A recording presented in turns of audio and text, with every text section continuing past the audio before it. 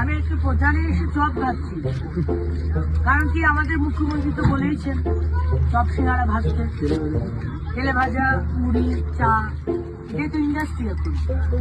আমাদের যুব সমাজ বলেছেন চাকরির মতো কি আছে, বউকে বলো আজকে কি চা বানিয়ে দিতে, ঘুগনি আর চপ নিয়ে রাস্তায় বেরিয়ে পড়ে। আমি আজকে তাই করেছি, কারণ মুখ্যমন্ত্রী বলেছেন।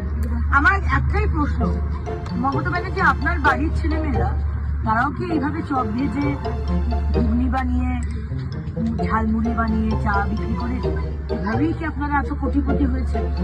আপনাদের বাড়িতে নাকি ঝাল লণ্ঠন আছে, আপনাদের বাড়িতে নাকি প্রতি বছর বিজিবিএস করে আমাদের ট্যাক্স পেয়ারের টাকায় বেঙ্গল গ্লোবাল বিজনেস সামিট করে যে মিথ্যে কথাগুলো বলেছেন, 21 লক্ষ চাকরি হয়ে গেছে, 27 লক্ষ কোটি টাকার বিনিয়োগ হয়েছে, আর রাস্তায় দাঁড় করিয়ে দিয়েছেন বাংলার যুব সমাজকে 1500 টাকার যুব সাথী, মানে মাসে 1500 টাকা, মানে রোজ 50 টাকা।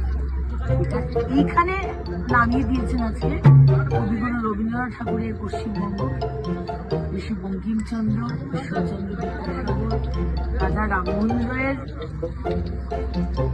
পশ্চিমবঙ্গকে এই লেভেলে নামিয়ে দিয়েছে এগিয়ে বাংলা।